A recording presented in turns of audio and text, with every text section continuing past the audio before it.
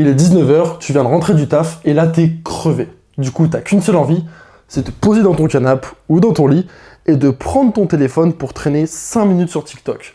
Tu te dis, vas-y, je traîne un petit peu sur TikTok, 5 minutes, et puis après, je vais préparer à manger, je vais préparer ma soirée, je vais me détendre simplement.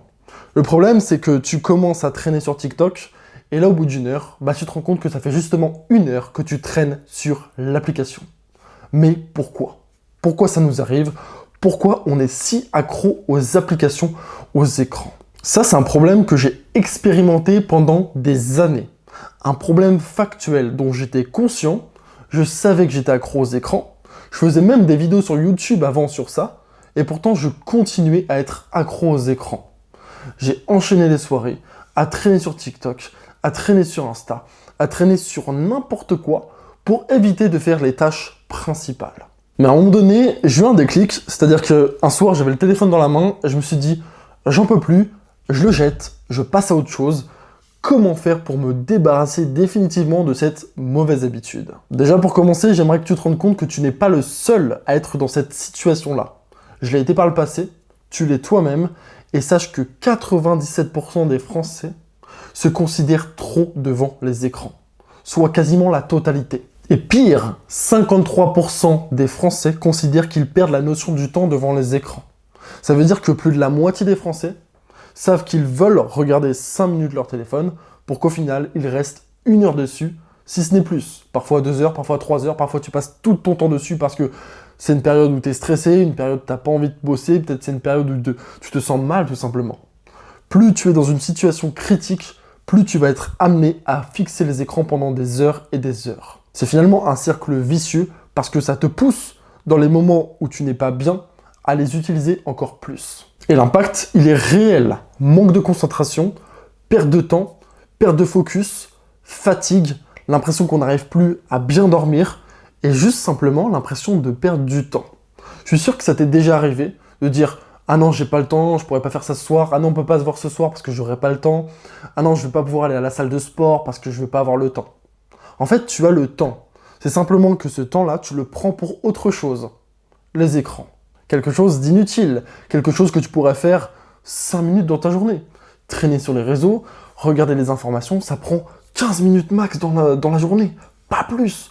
Pourquoi tu passes des heures et des heures à consommer du contenu, à t'informer de choses dans le monde entier qui ne t'importent pas du tout ? En fait, savoir qu'il y a une catastrophe naturelle à l'autre bout du monde, qu'est-ce que ça va t'apporter à part du stress, de l'anxiété et l'impression que le monde va mal ? Si aujourd'hui tu as l'impression que le monde va de plus en plus mal, que c'était mieux avant, que les autres ils sont de plus en plus... tu as l'impression que le monde va de plus en plus mal, c'est simplement parce que tu as accès à toutes les informations instantanément.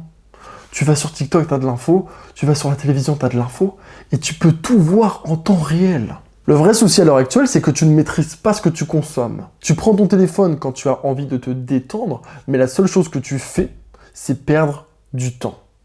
Et ce temps-là, il est précieux parce que tu ne le récupéreras jamais. On te l'a déjà répété, je pense. Le temps ne le récupère pas, c'est pas comme l'argent, etc., etc. C'est des belles paroles, mais c'est factuel. Tous ces moments-là où tu te dis « je vais pas avoir le temps de le faire, je vais pas avoir le temps de faire ça, je vais pas avoir le temps de faire ça », c'est simplement parce que tu ne prends pas le temps pour toi. Tu passes ton temps à regarder des écrans. Tu passes ton temps à regarder du contenu inutile. Il est donc temps que ça change.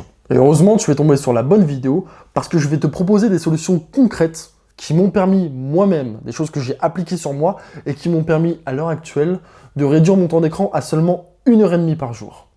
C'est très peu, je sais, mais c'est vraiment la seule façon pour toi de récupérer du temps sur des choses que tu devais faire depuis longtemps et que tu n'oses pas mettre en application. Donc pour ça, je vais te proposer plusieurs astuces.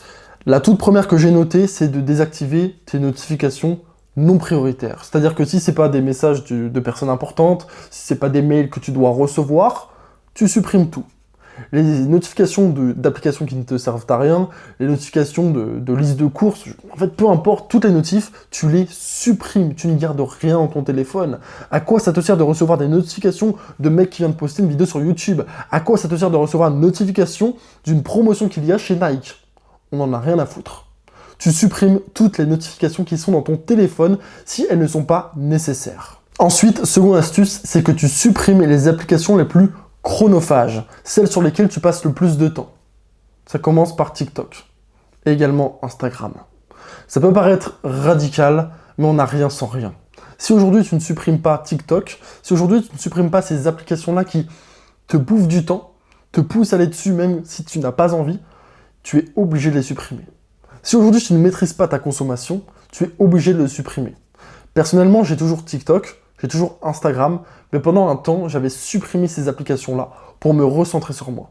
Aujourd'hui, je les ai remis parce que j'ai des amis qui me partagent des vidéos parfois, mais je passe simplement 10-15 minutes par jour à regarder ces vidéos-là, à leur répondre. De mon côté, je ne scrolle plus, je ne regarde plus ça, je n'ai plus le temps. Je pourrais le faire, mais ce n'est pas aligné avec mes valeurs. Donc, je laisse de côté et je passe du temps pour autre chose, pour voir des potes, pour aller à la salle de sport, pour sortir en soirée, pour faire des choses qui sont utiles pour moi, à ma vie sociale. Parce que les réseaux sociaux, c'est loin d'être social. C'est simplement une illusion que ça te donne de voir du monde, d'être social. En fait, en vérité, c'est pas des vrais amis. Tes vrais amis, tu les vois dans la vraie vie et tu devrais passer du temps concret, c'est-à-dire 1-2 heures par jour avec tes vrais amis. Sur les réseaux, supprime-moi ça. Garde ça pour 5 minutes par jour, c'est inutile en fait.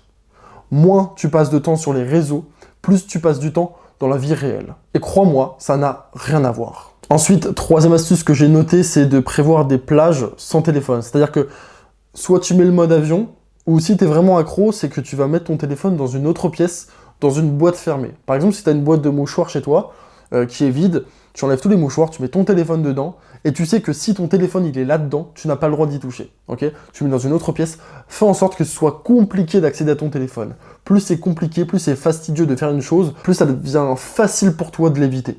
Parce que l'humain, il est feignant. Plus on lui donne de contraintes pour faire une action, c'est comme, je sais pas, te brosser les dents par exemple, c'est comme te préparer à manger, plus c'est long, plus c'est chiant, moins t'as envie de le faire. Bah là, on va faire pareil. On va mettre ton téléphone dans une boîte, dans une autre pièce, tu vas la fermer à clé, la clé tu vas la mettre dans une autre pièce, tu vas faire tout un cheminement trop chiant à faire pour que ce soit difficile pour toi d'accéder à ton téléphone. Et ça va être des sessions de 2-3 heures par jour, ou peut-être 1 heure pour commencer. Des sessions durant lesquelles tu ne vas pas avoir accès aux écrans, tu vas pouvoir te concentrer sur des tâches même futiles, faire le ménage, faire la cuisine, faire autre chose, mais en tout cas, tu n'auras pas ton téléphone dans l'esprit. Il sera le plus loin possible et tu pourras te concentrer sur les choses utiles. Enfin, dernière astuce que j'ai mis en place très récemment, ça ressemble un peu à la dernière astuce, mais c'est de mettre un sablier sur ton bureau. C'est-à-dire que quand tu commences une tâche, je te dis le bureau, mais ça peut être à n'importe quel endroit, si tu travailles dans un atelier, tu le mets dans l'atelier, tu vois, mais tu vas poser un sablier sur ton bureau, sur ton établi, sur ton plan de travail dans la cuisine, et que dès que tu vas lancer une tâche, dès que tu vas te lancer dans une action, tu vas mettre ce sablier, tu vas le retourner, ok ? Et durant tout le temps où le sablier va s'écouler, prends le sablier le plus long possible, tu n'auras pas le droit de toucher à ton téléphone. Ton téléphone, c'est comme de la lave, ok ? Tu vas le mettre le plus loin possible. Alors, si tu n'as pas de sablier sous la main, tu peux commencer dès aujourd'hui en mettant un timer sur ton téléphone. Tu mets un timer de 15 minutes, durant lequel il est interdit pour toi de toucher à ton téléphone. Et tu vas faire des petites sessions comme ça, 3-4 fois dans la journée, où pendant ce temps-là, tu vas être obligé de te concentrer sur la tâche actuelle. Le monde extérieur, il passe à la trappe, et tu te concentres uniquement sur ce que toi, tu dois accomplir. Voilà, c'était quelques astuces que je pouvais te partager pour t'aider à ne plus dépendre des écrans, et pour que, tu vas le voir, si tu mets toutes ces astuces en application, d'ici 3 semaines, tu ne seras plus du tout accro à ces écrans.